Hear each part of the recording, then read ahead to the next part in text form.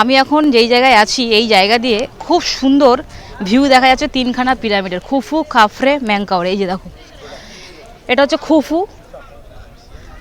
Zoom করি, Khufu. এটা হচ্ছে খাফরে, খাফরের মাথাটা দেখো। আর দূরে ওই যে একটু ছোটোটা, ওটা হচ্ছে ম্যানকাওরে। খুবই সুন্দর লাগছে দেখো এখান থেকে ভিউ। আর এটা হচ্ছে স্প্রিংস, এই যে